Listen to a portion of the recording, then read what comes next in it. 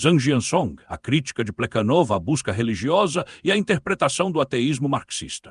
Plekhanov era um marxista convicto, considerado por Engels como uma das duas pessoas que compreendiam ou dominavam o marxismo. Ao longo de décadas de carreira revolucionária, ele sempre manteve a posição, os pontos de vista e os métodos do marxismo em seus estudos teóricos, especialmente na exploração de questões filosóficas. Plekhanov foi elogiado por Lenin como um filósofo marxista notável, e todos os seus escritos filosóficos deveriam ser considerados livros didáticos obrigatórios do comunismo. Em 1905, a primeira revolução democrática burguesa na Rússia fracassou e a Rússia czarista, sob o governo reacionário de Stolypin, perseguiu ferozmente o proletariado e o povo em geral. Nessa época, a revolução estava em baixa e passava por um período extremamente difícil.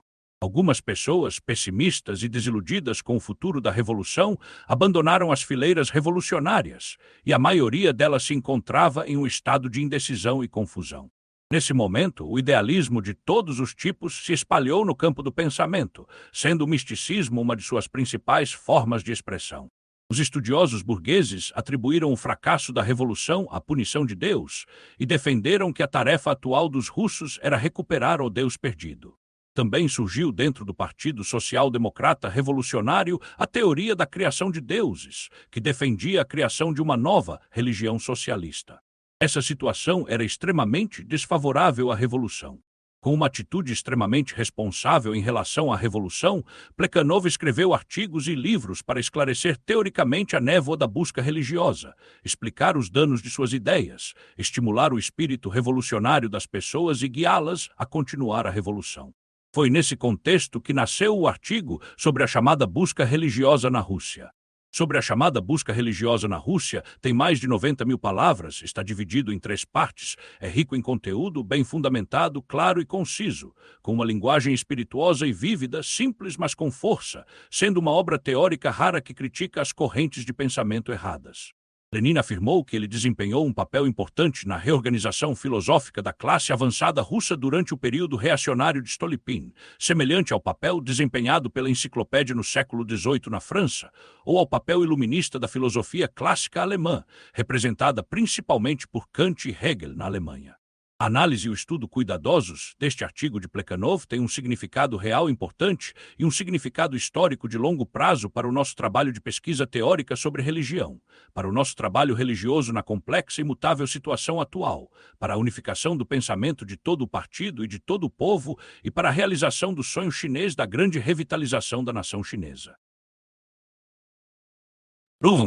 Interpretar algumas questões fundamentais relacionadas à religião, com base na teoria marxista. Sobre a chamada busca religiosa na Rússia é, na verdade, uma coleção de artigos. De acordo com a ideia original de Plekhanov, ele escreveria 4 artigos ou mais. O primeiro seria um artigo introdutório, preparando o terreno para os outros artigos, enquanto o segundo, terceiro e quarto analisariam e criticariam especificamente os erros religiosos. No final, ele completou apenas 3 artigos. O 4º artigo tinha como objetivo revelar e criticar o idealismo, o evangelho religioso e o misticismo da coleção de ensaios reacionários, sinalizadores do grupo Sinalizadores, mas por alguma razão não foi concluído conforme o planejado originalmente. Segundo pesquisas, o esboço do 4º artigo já estava pronto, o que se reflete no esboço de seu relatório temático, Palestra sobre Religião. Agora, vamos analisar e estudar com base nos 3 artigos publicados por Plekhanov e incluídos no 3º volume da Seleção de Obras Filosóficas de Plekhanov. O primeiro artigo sobre a chamada busca religiosa na Rússia, intitulado Sobre a Religião, tem 44 páginas e mais de 30.000 palavras, com duração semelhante aos outros 2 artigos, e seu conteúdo se concentra principalmente em algumas teorias básicas sobre religião. Plekhanov dedicou muito esforço e tempo a esta parte do conteúdo. Em primeiro lugar, Plekhanov era um revolucionário, não um pesquisador profissional, e para atingir um certo nível profissional, fazer críticas pertinentes e ter o efeito desejado, era necessário muito trabalho árduo.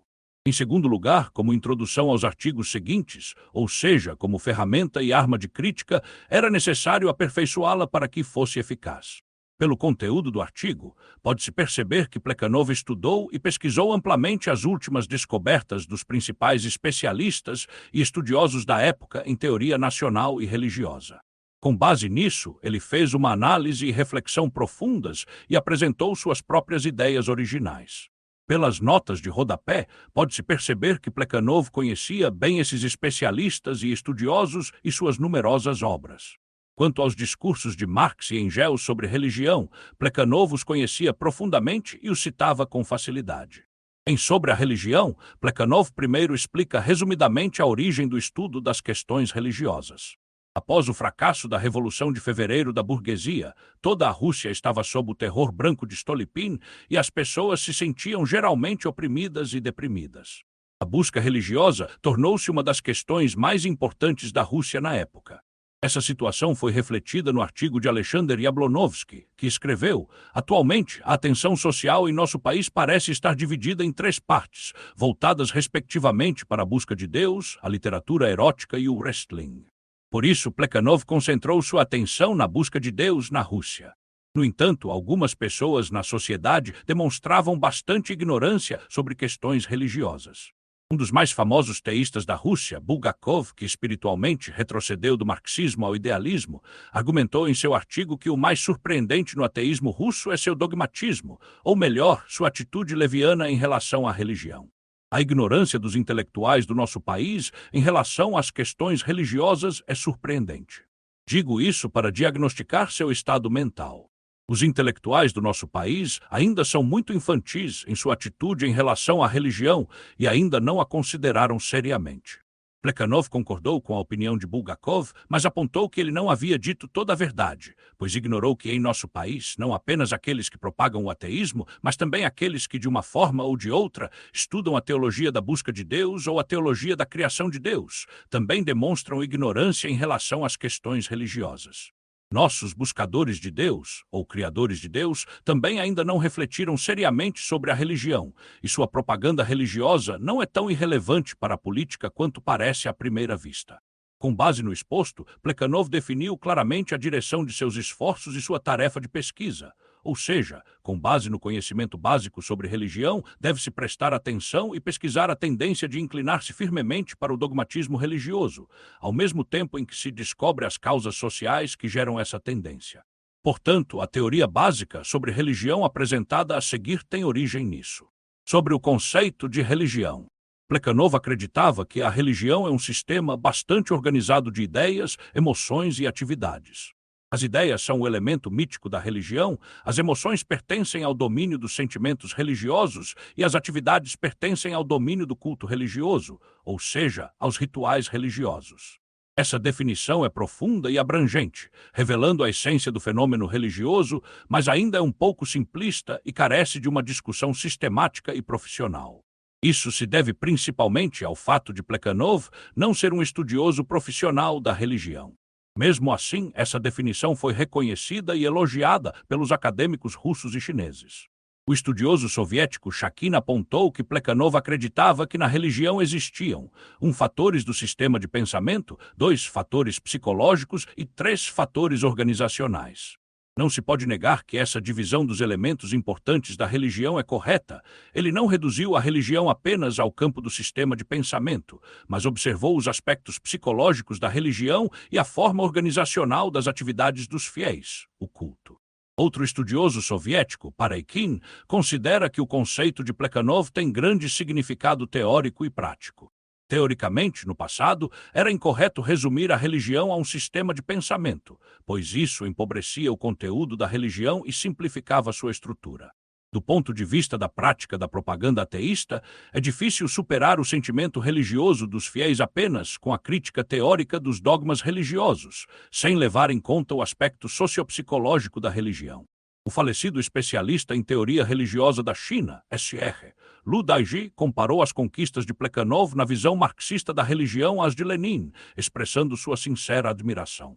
Há mais de 100 anos, e em um período de apenas 20 anos desde o surgimento da religião como uma disciplina humanística com significado científico, Plekhanov, como um estudioso não especializado em religião, foi capaz de propor um conceito religioso profundo, preciso e completo, apesar da falta de argumentação suficiente e da construção de um sistema teórico, o que é realmente raro. Isso também demonstra claramente a profunda erudição, os sólidos fundamentos teóricos, a perspicácia profunda e a excelente capacidade de criação e inovação teórica de Plekhanov. O elemento mitológico ocupa uma posição central na religião, e Plekhanov também o discutiu seriamente.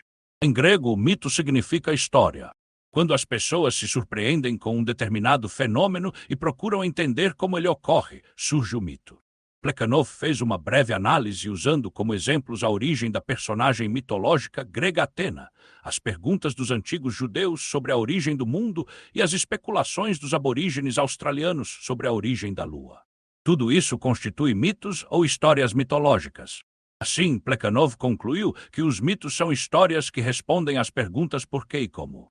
Os mitos são a manifestação inicial da consciência humana sobre a relação de causa e efeito entre os fenômenos. Plekhanov acredita ainda que acreditar na existência de espíritos é uma coisa, adorá-los é outra, mitos são uma coisa, rituais religiosos são outra. Os povos primitivos acreditavam na existência de muitos espíritos, mas adoravam apenas alguns deles. Os rituais religiosos surgiram da combinação da ideia do animismo com certas atividades religiosas. O entendimento acima é o resultado da pesquisa de Plekhanov sobre mitos e tem um valor teórico único. Em seguida, Plekhanov se concentra na origem do animismo, aprofundando-se cada vez mais e revelando o mistério da religião. Sobre como os povos primitivos compreendiam os fenômenos naturais, Plekhanov diz: a produtividade dos povos primitivos era muito pouco desenvolvida, sua capacidade de controlar a natureza era muito baixa. No desenvolvimento do pensamento humano, a prática sempre precede a teoria. Quanto mais ampla é a ação do homem sobre a natureza, mais ampla e correta é sua compreensão da natureza. Por outro lado, quanto mais restrito esse alcance, mais pobre é a teoria do homem. Quanto mais pobre é sua teoria, mais ele deseja usar a fantasia para explicar os fenômenos que chamam sua atenção sem que ele saiba por quê. O julgamento por analogia é a base de todas as explicações ilusórias da vida natural. A ideia de que os fenômenos naturais são causados pela vontade de seres que não podem ser percebidos pelos sentidos externos do homem, ou que só podem ser percebidos em grau mínimo, desenvolveu-se e consolidou-se gradualmente sob a influência do modo de vida caçador do homem.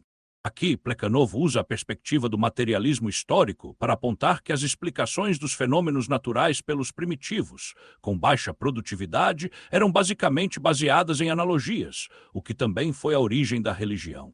Sobre a maneira de pensar dos povos primitivos, Plekhanov acreditava que a caça determinava toda a maneira de pensar dos povos primitivos. A visão de mundo dos povos primitivos, e até mesmo sua visão estética, era a visão de mundo e a visão estética dos caçadores. Plekhanov citou os resultados da pesquisa de Stein, afirmando que toda a sua arte excepcionalmente rica tinha origem na vida de caçadores. Todos os seus mitos também tinham origem nessa vida. Quando os primitivos julgam os fenômenos naturais por analogia, eles não apenas comparam os fenômenos naturais consigo mesmos, mas também com todo o reino animal. A morte dos animais, assim como a morte dos seres humanos, ocorre porque suas almas deixam seus corpos.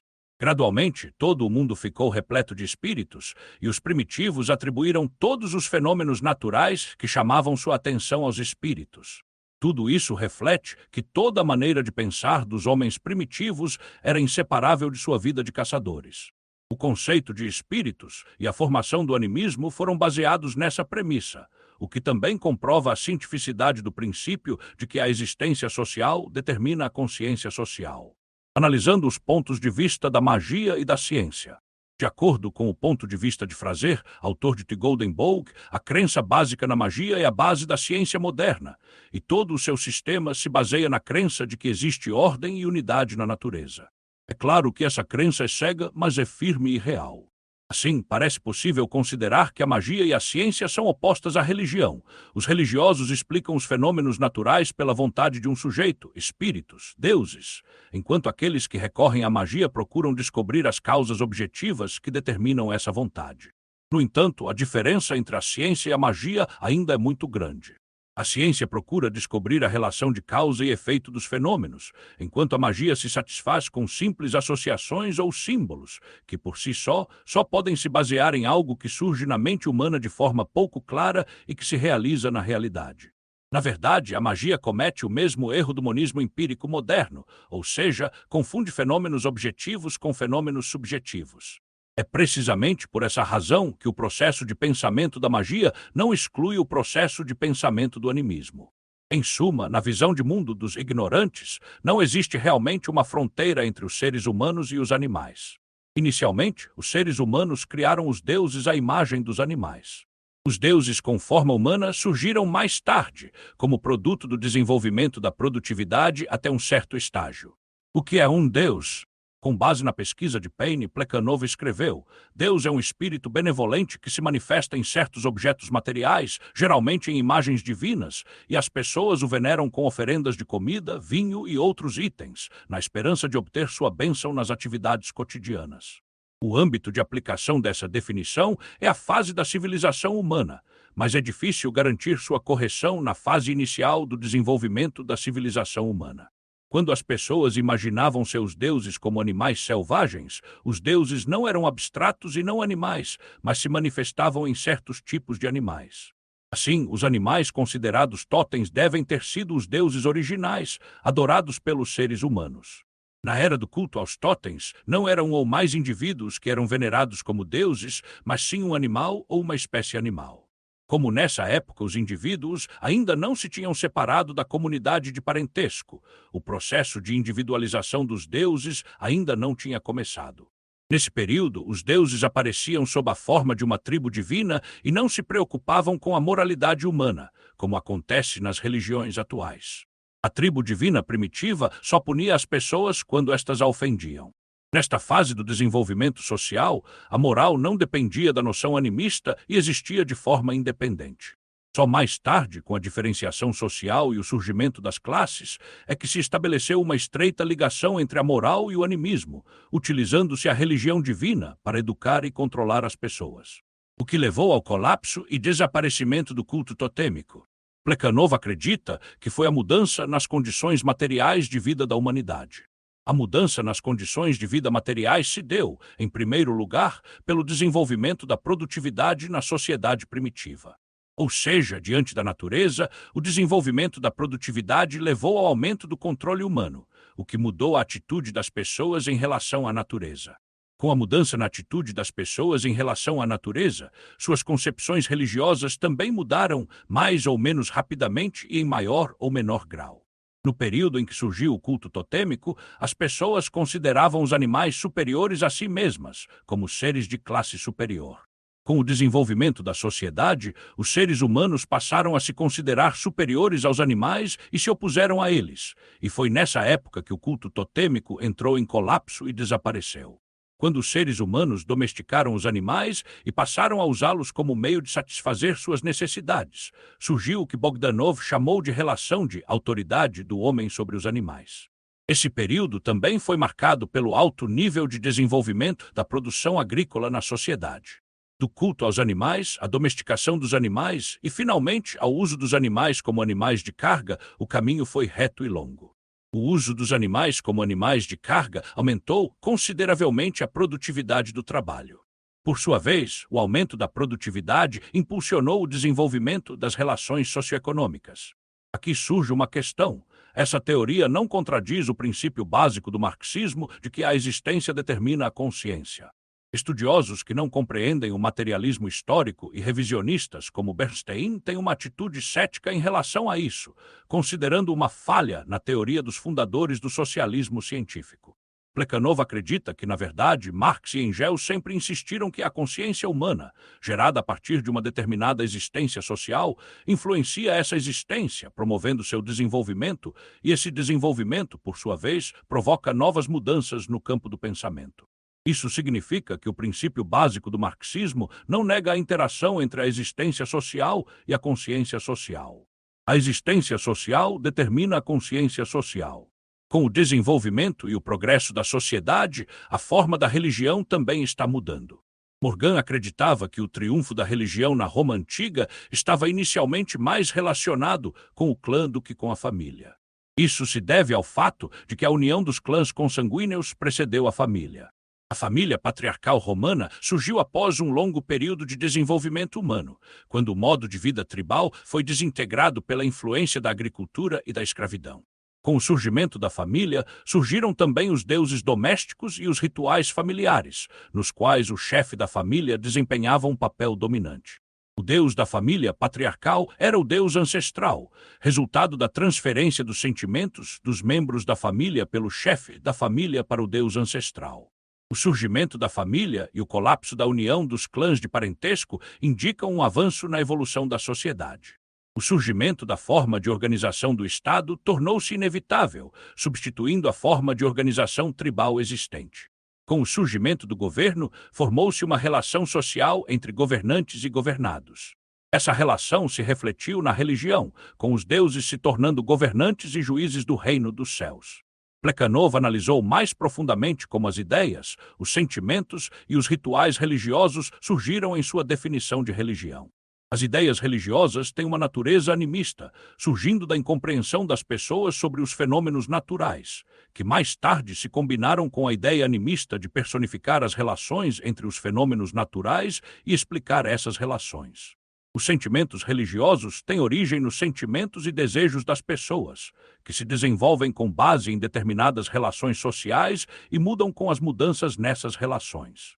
As pessoas realizam uma série de atividades quando adoram a Deus, com o objetivo de esperar alguma ajuda divina. A relação entre Deus e as pessoas era inicialmente muito semelhante a uma relação estabelecida com base em um contrato mútuo. Com o desenvolvimento das relações de poder na sociedade, as pessoas passaram a se considerar cada vez mais subordinadas aos deuses. Essa situação era particularmente evidente nos países monárquicos.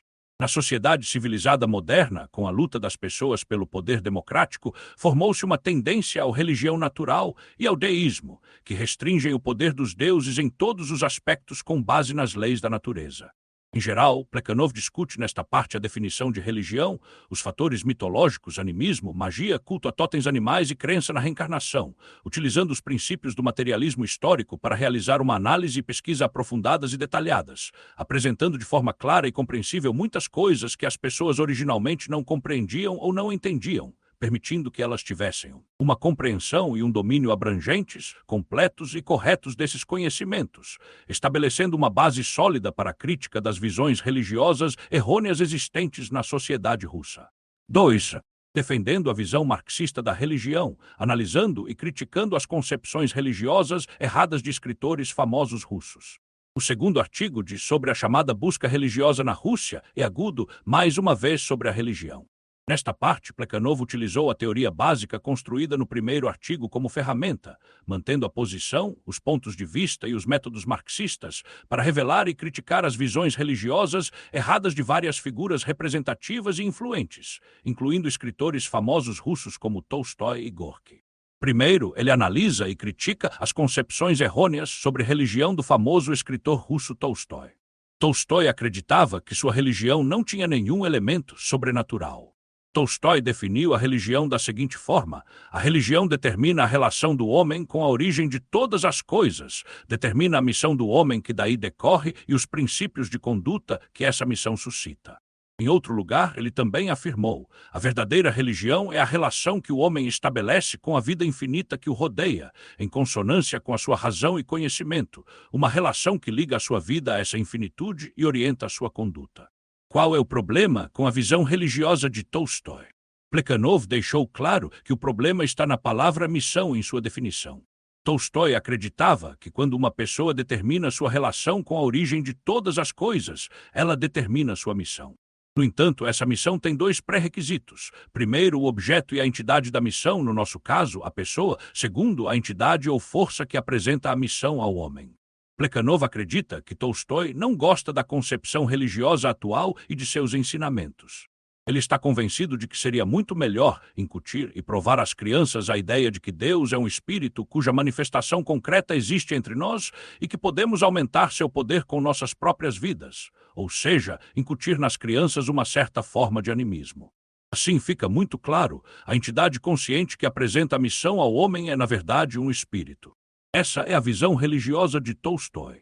Quanto à definição de espírito, Plekhanov também menciona que o espírito é uma entidade que causa fenômenos naturais com sua vontade. Ele está acima da natureza, ou seja, é uma entidade sobrenatural. Assim, podemos concluir que Tolstói considerava falsa sua religião por não acreditar em seres sobrenaturais. Em segundo lugar, ele analisou detalhadamente e criticou a chamada busca religiosa de Lunacharsky. Por que Plekhanov fez isso? Primeiro, porque sua religião estava longe de ser tão famosa quanto a de Tolstói. Segundo, porque ele já teve uma atitude positiva em relação ao marxismo russo. Plekhanov afirmou que, em comparação com o animismo agora substituído pelo funcionalismo científico, proposto por Lunacharsky, ou seja, divinizar o funcionalismo. Divinizar é personificar, e personificar, nesse caso, é tender ao animismo. A comparação entre os dois constitui uma contradição lógica. Como resolvê-la? Lunacharsky apenas dá voltas sem fim, sem encontrar a resposta verdadeira. O valor da religião criada por Lunacharsky reside no fato de que ela pode causar uma emoção muito agradável em leitores sérios. Quanto mais sério for o leitor, mais ele se sentirá feliz ao ler os livros e artigos do nosso profeta. Ao inventar sua própria religião, o SR, Lunacharsky estava simplesmente bajulando o sentimento social dominante em nosso país. Atualmente, devido a muitas razões sociais, há uma enorme demanda por religião em nosso país. E onde a demanda, a oferta. Aqui, Plekhanov revela o objetivo de Lunacharsky ao criar uma nova religião. Quando há demanda por religião, ele desempenha o papel de profeta da quinta religião. Se os leitores demonstram uma atitude negativa em relação à religião, ele convenientemente lembra que sua religião foi originalmente planejada para ser uma religião sem Deus, e oportunamente lembra que uma religião sem Deus não é realmente uma religião, mas um simples jogo de palavras. Porque Lunacharsky pode desempenhar o papel de profeta da quinta religião, ou seja, porque a Rússia da época tinha demanda por religião. Plekhanov escreveu, entre os russos modernos há preocupações muito intensas. Isso é causado pelos grandes acontecimentos que a Rússia passou nos últimos anos. Sob a influência desses acontecimentos, muitos intelectuais perderam a confiança na vitória de qualquer ideal social avançado. Quando as pessoas perdem a confiança na vitória dos ideais sociais, a preocupação com seus próprios bens pessoais passa a ser a prioridade. Sobre a preocupação após a morte do indivíduo, Lunacharsky já havia dito que a ciência é decepcionante e assustadora, o indivíduo pode deixar de existir. Nessa situação, adotar uma postura neutra é uma boa solução, pois não abandona a ciência e ainda proporciona consolo. Lunacharsky e seus seguidores diziam: o conhecimento é uma coisa, a fé é outra, a ciência é uma coisa, a religião é outra. A ciência não me garante a imortalidade pessoal, mas a religião me dá essa garantia. Viva a religião! A existência social determina a consciência social. Pessoas com fraca vontade revolucionária tendem a questionar a revolução, desistir ou até mesmo traí-la quando ela sofre reveses. Lunacharsky, membro do Partido Social Democrata Russo, era um exemplo típico de confusão ideológica nas fileiras revolucionárias.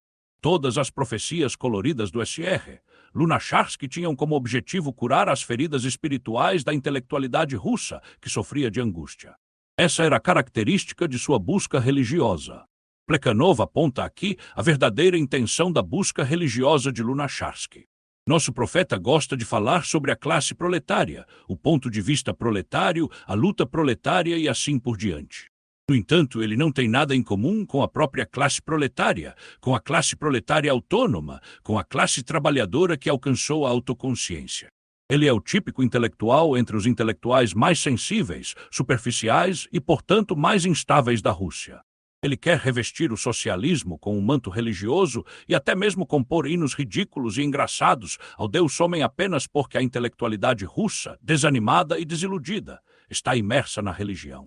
Plekhanov resumiu nas frases acima a falta de compreensão do proletariado por parte desse típico intelectual Lunacharsky, apontando que ele se tornava pessimista, desanimado e confuso quando o movimento revolucionário sofria reveses e fracassos e buscava consolo na religião.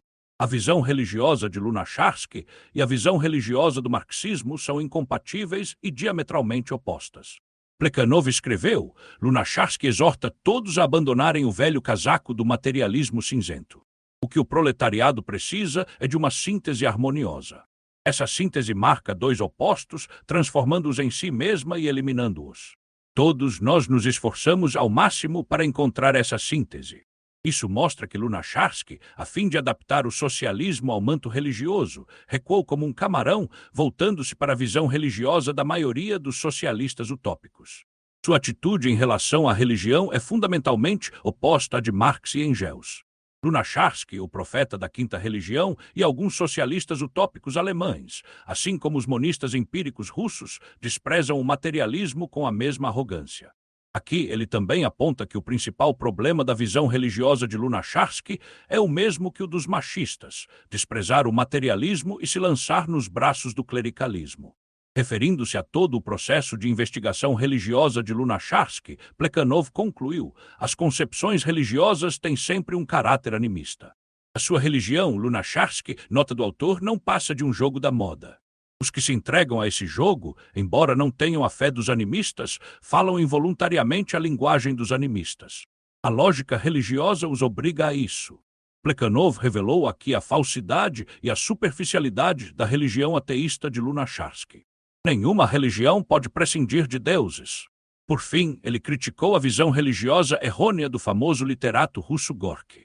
Na Rússia, mesmo os artistas mais talentosos demonstram limitações ou fraquezas no pensamento teórico. Gogol, Dostoiévski e Tolstói eram assim, e o excelente artista Gorky não era exceção. Belinsky disse uma vez que a sabedoria do artista se transforma em talento artístico. Comparando as obras de Gorky, que eram fortemente políticas, mas mal-sucedidas, pode-se dizer que a sabedoria de Gorky também se transformou em talento artístico. Ele não era adequado para desempenhar o papel de pensador e propagandista, e sua obra Confissões é uma prova disso. Plekhanov analisou e criticou a propaganda de Gorky sobre a quinta religião de Lunacharsky. Lunacharsky, que era membro do Partido Social Democrata Russo, escreveu um livro intitulado Religião e Socialismo após o fracasso da Revolução Burguesa, assumindo o papel de profeta da quinta religião. Incentivado e influenciado por ele, Gorky assumiu o papel de propagandista religioso. A propaganda de Gorky sobre a religião criada por Lunacharsky se manifesta principalmente em seu romance Confissões, através dos personagens principais do livro, o monge Matvei, o peregrino Iona e o professor de fábrica Mikhailo. No entanto, o papel de propagandista religioso não era adequado para Gorky, que parecia um pouco ridículo, como um peixe-agulha com dentes afiados tentando fazer o trabalho de um gato. A ideia religiosa de Gorky dá a impressão de ser como um pepino no jardim de outra pessoa, um pepino que não cresceu no solo em que a ideia socialista moderna cresce e amadurece. Gorky quer nos dar uma filosofia religiosa, mas na verdade ele nos dá apenas uma ideia, como ele não entende essa filosofia. Aqui, Plekhanov expressa essa exclamação com sentimentos de respeito e pesar por Gorky. Isso mostra que dominar a teoria marxista é muito importante, até mesmo para um grande escritor que simpatiza e apoia a Revolução Democrática. Plekhanov critica a concepção errada de Gorky sobre o conceito de Deus. De acordo com a compreensão de Gorky, Deus é gerado na chama da consciência alegre da proximidade espiritual entre todas as pessoas. Plekhanov tinha um conhecimento profundo e uma visão perspicaz sobre a teoria básica da religião, o que já havia sido demonstrado na primeira parte sobre a chamada busca religiosa na Rússia, intitulada Sobre a Religião. Ao perceber a concepção errada de Gorky sobre Deus, ele a negou e explicou de forma inequívoca. Plekhanov escreveu: Deus surge quando uma determinada aliança de parentesco acredita ter uma ligação estreita com um determinado espírito. Os membros dessa aliança passam a amar e respeitar esse espírito, ou seja, começam a depositar nele os sentimentos sociais que surgiram e se consolidaram em sua luta comum pela sobrevivência. A análise teórica de Plekhanov, baseada nos princípios do materialismo histórico, explica muito claramente o conceito de Deus, removendo o caráter figurativo e sensível e adicionando uma análise teórica racional e profunda, aproximando a compreensão desse conceito da realidade social. Plekhanov faz uma análise profunda e crítica do Deus do futuro descrito por Gorky. De acordo com a visão de Gorky, o Deus do futuro é construído pela cooperação entre o proletariado, que alcançou a autoconsciência, e todo o povo. O povo que criou o Deus não era um povo de um futuro distante, mas um grupo de peregrinos da sociedade da época que marchavam freneticamente com imagens da Virgem Maria, ou seja, um grupo de fiéis religiosos. Gorky também acreditava que esse povo era capaz de realizar milagres, como curar doenças incuráveis. O milagre de curar doenças incuráveis era um símbolo do futuro, e assim, a jornada para criar um Deus, concebida por Gorky, começou lentamente. O símbolo do futuro, descrito por Gorky, pode não ser único, mas não há nada de simbólico nesses símbolos. O povo não se une apenas em cerimônias religiosas para formar um todo com vontade unificada, mas também se une em outras ocasiões para formar um todo com vontade unificada. Para descobrir a imagem da religião do futuro nessa manifestação da vida coletiva, ainda é necessária muita boa vontade. Aqui o coletivo é artificialmente construído e o poder do coletivo é idolatrado na mente dos participantes do coletivo, mas afinal o coletivo já foi construído e o poder existe. Aqui, em relação à descrição de Gorky, Plekhanov faz uma análise detalhada, apontando os erros implícitos em sua explicação. Plekhanov nos diz: o proletariado consciente, ao realizar sua grande tarefa histórica, manifestou repetidamente seu sentimento comum e sua vontade comum, o que é evidente e não precisa de explicação. Mas não se pode concluir que esse sentimento comum e vontade comum terão natureza religiosa. Somente aqueles que se satisfazem com truques etimológicos e equiparam a palavra religião à palavra ligação é que acreditam no SR. Lunacharsky. Plekhanov continua: o poder coletivo é idolatrado na mente dos participantes do coletivo. Lunacharsky e Gorky desejam que seja assim para sempre. Porque eles viram que parte dos antigos ídolos já estava ultrapassada e parte estava prestes a ficar ultrapassada, então decidiram transformar a própria humanidade em ídolo. Para isso, eles marcaram a humanidade com o selo de Deus. Eles começaram reconhecendo que Deus é uma ficção e terminaram reconhecendo que a humanidade é Deus. A humanidade não é fictícia, então por que chamá-la de divina? Para exaltar a grandeza da humanidade. Engels disse uma vez que, para expressar a grandeza e o respeito pelo ser humano, não é necessário recorrer ao conceito abstrato de Deus e marcar o ser humano com o selo de Deus. O erro da visão religiosa de Gorky não se limita a isso, há ainda outro aspecto, que é o fato de ele dividir as pessoas em dois tipos. Um tipo que se dedica eternamente à criação de deuses e outro tipo que sempre quer submeter os criadores eternos de deuses à sua vontade. Parece que essa relação mútua entre os dois tipos de pessoas pode explicar a origem do conceito de deuses que existem fora das pessoas. Plekhanov afirma categoricamente: na verdade, isso também é errado. O conceito de Deus fora do homem não surgiu devido à divisão dos homens em dois tipos ou duas classes, mas devido ao animismo primitivo. Portanto, também é errado dizer que Deus foi criado devido ao excesso de poder dos homens. Por fim, é infundada a ideia de que a doutrina de Cristo se opõe ao domínio do homem sobre o outro. A confusão teórica de Gorky decorre da falta de conhecimentos filosóficos marxistas. Plekhanov considera que Gorky, através das palavras dos protagonistas Matvei e Mikhailo em Confissões, expressa a sua perplexidade. Onde está o homem? Como se livrar dessa confusão? Onde está a saída? Somente aqueles que abraçam os pontos de vista mais recentes do materialismo dialético podem compreender corretamente a resposta. Já aqueles que tendem para a doutrina de Kant, ou de modo geral, não se interessam por filosofia, não têm qualquer possibilidade teórica de conciliar os conceitos de liberdade e necessidade, e, portanto, mais cedo ou mais tarde, por um caminho ou outro, voltam à posição teórica do subjetivismo. Aqui, Plekhanov apresenta claramente a solução para o problema, que é usar o materialismo dialético e o materialismo histórico para analisar, refletir e resolver o problema, e ser capaz de resolvê-lo corretamente e de forma completa. Plekhanov conclui: pode-se afirmar com certeza que apenas os marxistas que não conseguem lidar com os princípios teóricos mais importantes da doutrina de Marx e Engels criam e aceitam a quinta religião. Existem algumas variantes do deísmo moderno em nosso país, cada uma delas refletindo um estado psicológico e uma busca social específicos. Todas elas têm uma característica em comum: são incapazes de resolver a antino. Além disso, o materialismo dialético é totalmente inaplicável à mitificação. Todos aqueles que se rendem ao sentimento dominante na intelectualidade moderna do nosso país e se dedicam à mitificação inevitavelmente abandonam o materialismo dialético e cometem alguns erros teóricos. Os criadores de deuses atuais em nosso país ainda não conhecem muitas das conquistas extremamente valiosas alcançadas pelo mundo intelectual da Europa Ocidental ao longo de sua história, incluindo as conquistas de Marx e Engels. Plekhanov continuou dizendo que grandes gênios artísticos como Gogol, Dostoiévski, Tolstói e Gorky foram todos prejudicados pela religião, cada um à sua maneira. Como Gorky foi prejudicado.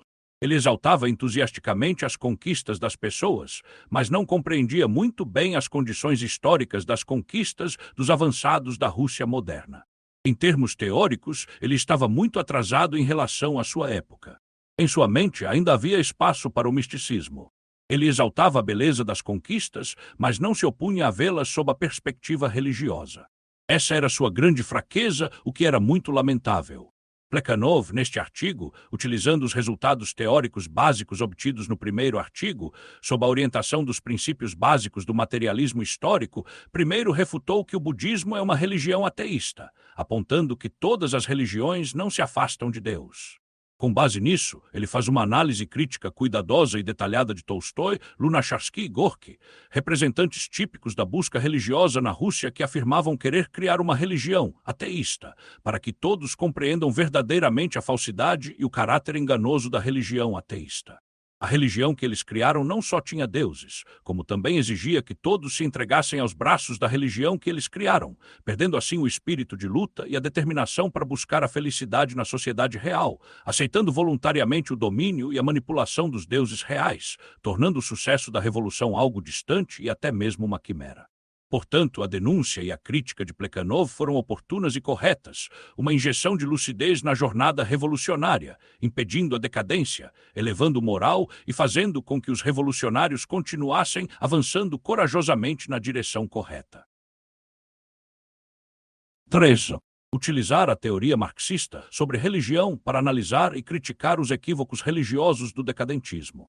Uma vez que se pretende analisar e criticar o evangelho do decadentismo, é necessário primeiro explicar aqui a origem do decadentismo. Esse movimento surgiu na França na década de 1880 e foi uma facção decadente e reacionária do campo artístico da burguesia na era imperialista. Essa corrente inclui todas as escolas e correntes antirrealistas nas diversas formas de criação artística. O decadentismo russo surgiu na década de 1890, tendo como principais representantes Meredikovsky, Minsky, Berdyaev, Kibius, Balmont, Bery, Sologob, Vyacheslav e Ivanov. Plekhanov analisou e criticou a concepção errônea de Merezhavsky, representante do decadentismo, que vinculava a moralidade à crença em Deus. Segundo Merezkovsky, devido à existência da razão humana, nega-se a absolutidade do homem em Deus, liberdade absoluta e existência absoluta, mas o homem está sujeito à arbitrariedade das leis naturais, é absolutamente escravizado e absolutamente nulo na ordem mundial, tornando-se assim uma existência sem liberdade. Para mudar essa situação, o homem precisa fugir da razão para a irracionalidade, fugir da ordem mundial para a destruição e confusão. Na verdade, no que diz respeito à compreensão das categorias filosóficas de liberdade e necessidade, Merezkovsky já estava muito atrasado em relação à sua época. Há mais de 100 anos, o filósofo clássico alemão Schelling já havia feito uma excelente observação. A atividade livre do homem tem como premissa a necessidade, e a necessidade é a base da ação humana. Nesse ponto, Merezkovsky não sabia nada e ainda achava que tinha descoberto uma nova verdade. Sobre isso, Plekhanov ironizou que, no tratamento dos conceitos de liberdade e necessidade, Merezkovsky, que se autodenominava erudito, estava muito atrasado. De acordo com a visão de Merezkovsky, o ponto de partida metafísico comum dos intelectuais e dos bandidos é a visão mecanicista do mundo, ou seja, que o homem é impotente diante das leis da natureza e que todos os defensores da visão mecanicista do mundo certamente verão o homem como teclas de piano ou teclas de órgão tocadas por forças naturais cegas. Plekhanov apontou que Merezkovsky pensava assim devido ao seu próprio animismo. Merezkovsky considerava os materialistas imorais, e o problema estava em sua concepção animista, ou seja, a crença de que a moral se baseia na crença na existência de Deus, e que se essa crença se perder, a moral também se perderá, ou seja, se Deus não existe, então tudo é permitido. Plekhanov apontou que essa visão idealista correspondia exatamente à percepção do materialismo por parte dos homens comuns, criticada por Engels. Plekhanov escreveu que tudo isso não podia ser compreendido por pessoas como Merezhavsky. Eles tinham uma visão extremamente infantil, acreditando que as emoções e ações das pessoas eram determinadas pela crença na existência de entidades sobrenaturais. Na sua opinião, tudo o que é moralmente elevado, tudo o que é sublime, tudo o que é verdadeiramente humano não pertence ao homem, mas sim a uma fantasia criada pelo homem. Portanto, ele considera que a fantasia é uma condição necessária para o renascimento da moral humana e para todo o progresso social.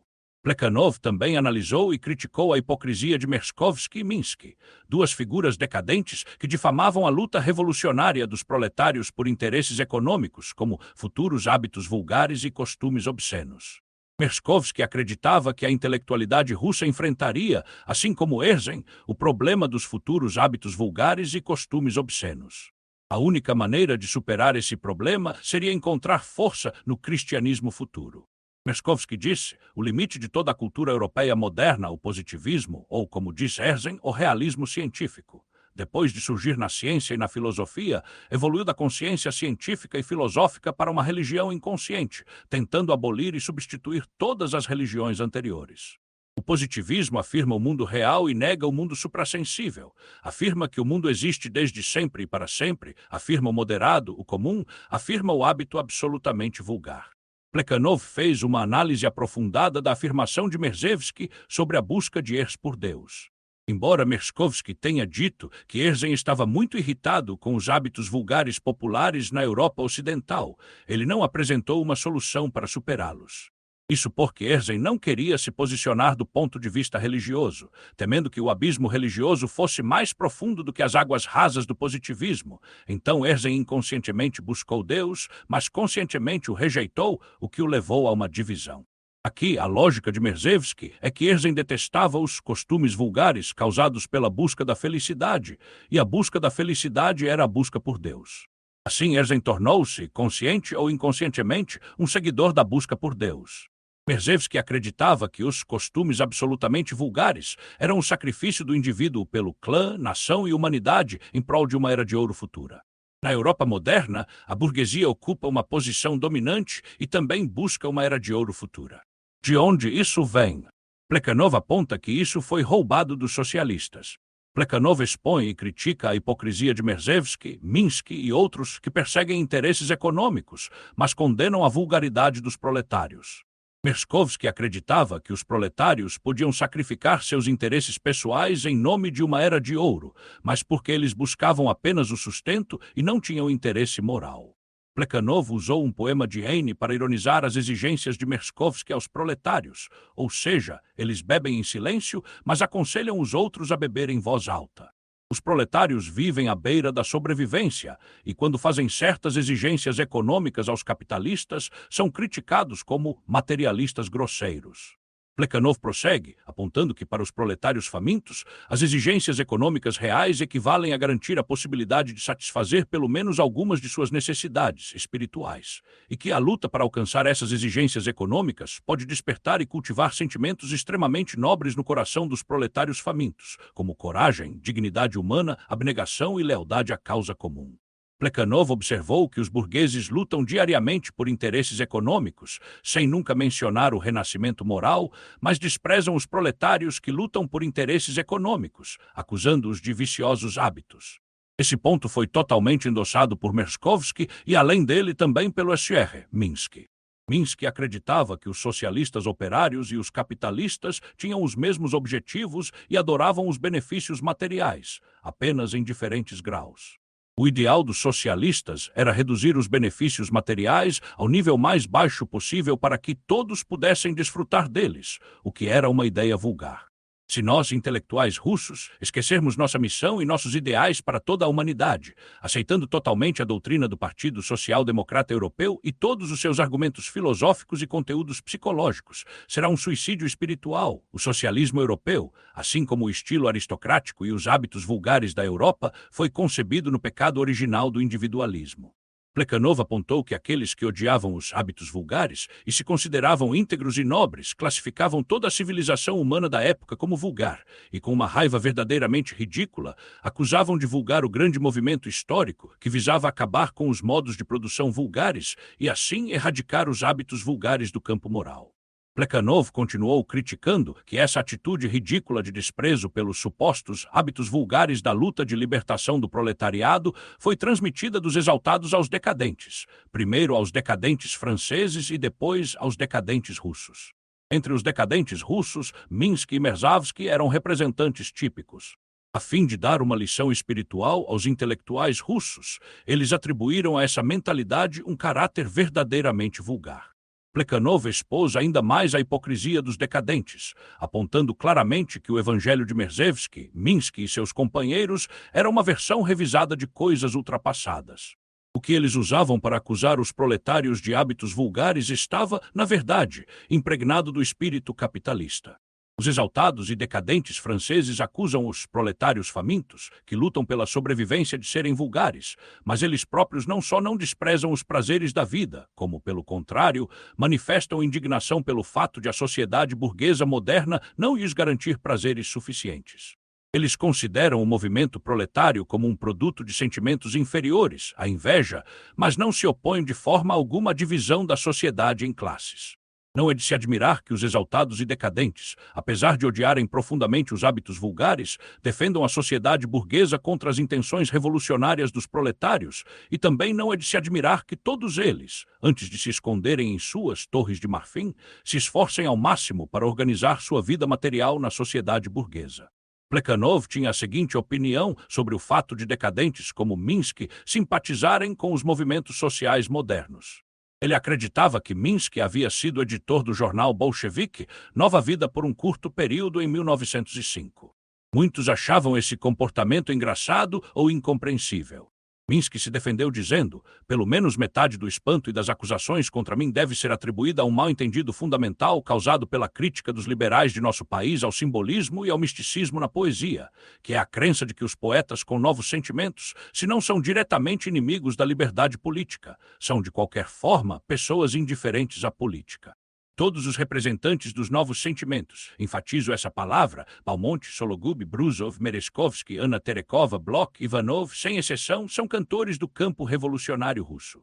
Plekhanov concluiu que Minsky queria nos convencer de que a aliança entre o simbolismo e a revolução é um fenômeno inerente e inevitável, mas isso era impossível, mesmo que ele citasse vários exemplos, pois não havia nada que fosse suficientemente convincente para estabelecer uma ligação direta entre o simbolismo e a revolução.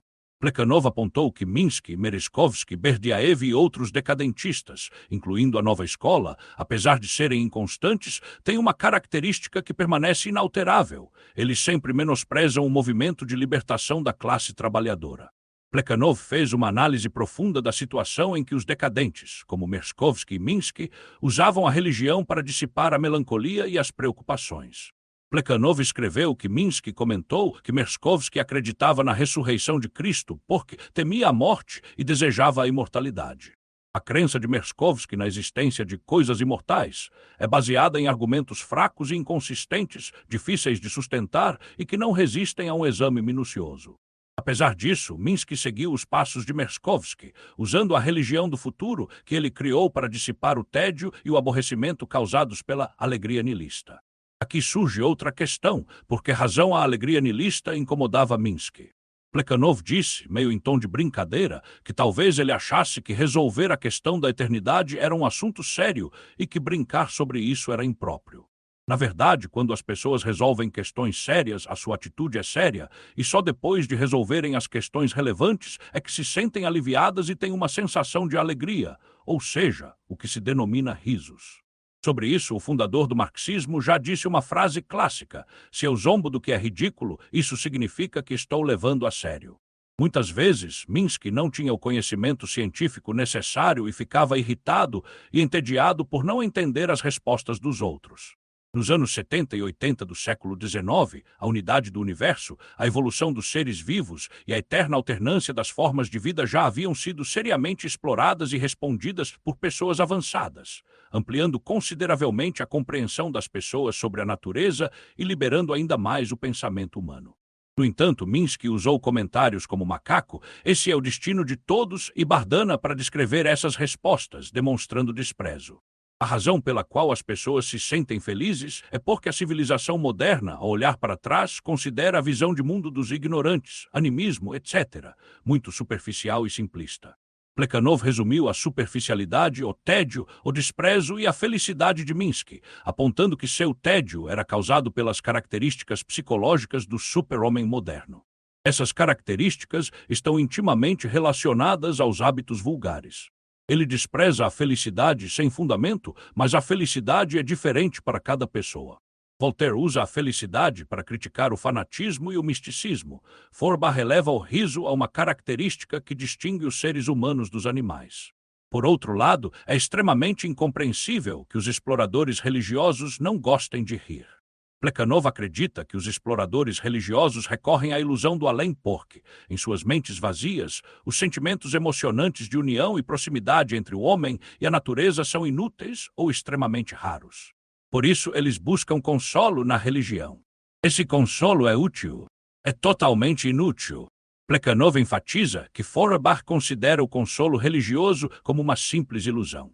Quando uma criança perde o pai ou quando uma criança infeliz fica doente durante anos, a ideia de um Deus Pai amoroso pode consolar as pessoas. Não, através das pessoas sim, mas através da religião não. Como o S.R. Merezkovsky entende o consolo religioso. Plekhanov aponta que ele comenta com grande desdém sobre a imortalidade da Bardana. Isso porque ele não consegue compreender o sentimento emocionante da união e proximidade entre o homem e a natureza. Ele acreditava que apenas os chamados materialistas grosseiros se satisfaziam com a imortalidade da Bardana, e que a sua chamada imortalidade era igual à imortalidade da Bardana. Plekhanov citou as palavras de Feuerbach para refutar essa ideia, dizendo que a doutrina da imortalidade sobrenatural do super-homem é uma doutrina egoísta, enquanto a doutrina da continuidade da existência do homem entre os homens é uma doutrina do amor. Merezkovsky e seus companheiros consideram a questão da imortalidade individual como uma questão fundamental da existência porque são individualistas e egoístas convictos.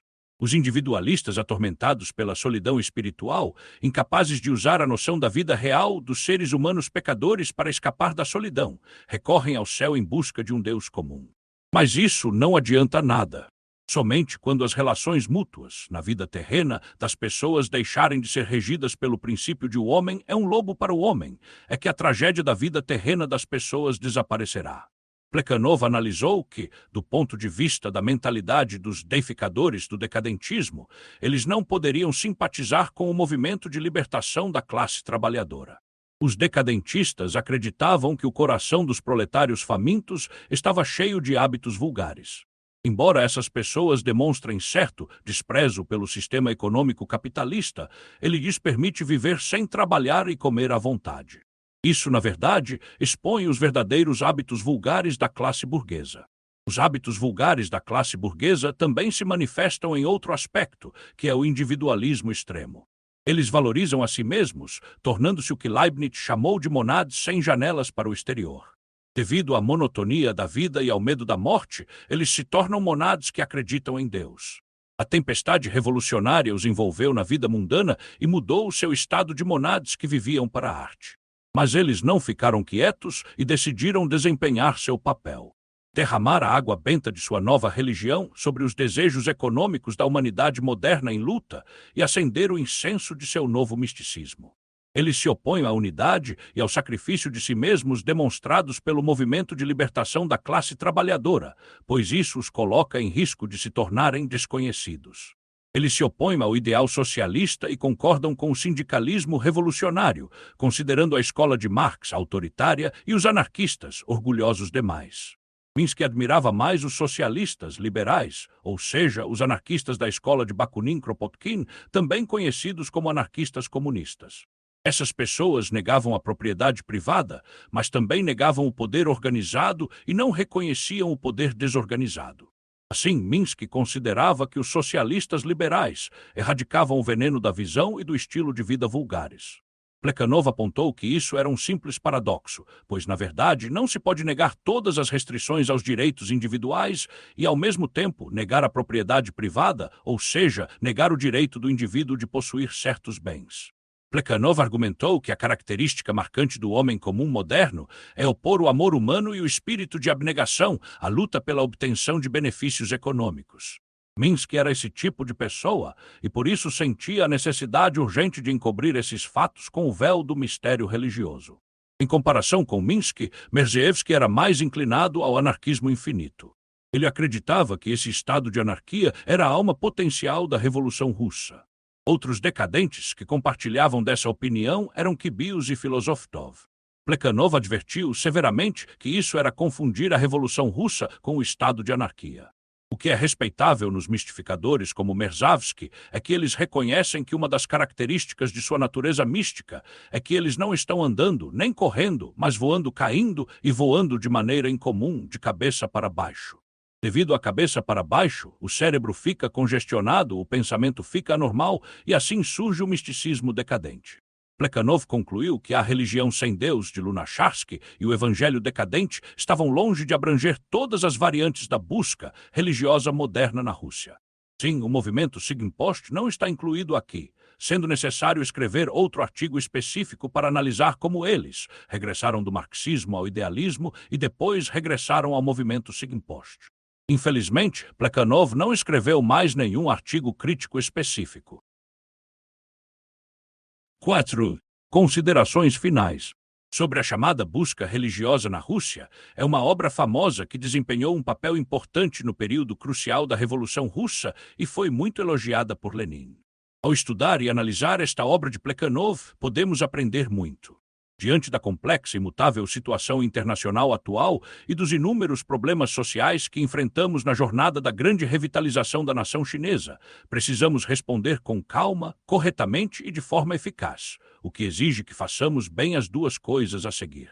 Primeiro, precisamos nos manter fiéis ao marxismo e ser marxistas convictos. O marxismo é uma ciência, uma verdade comprovada pelo tempo e pela história, uma visão de mundo e uma metodologia científicas, com importante significado orientador para a revolução e a construção. A Revolução Russa aderiu ao marxismo e, sob a liderança correta de Lenin, obteve a vitória da Revolução de Outubro e estabeleceu o primeiro país socialista do mundo, a União Soviética.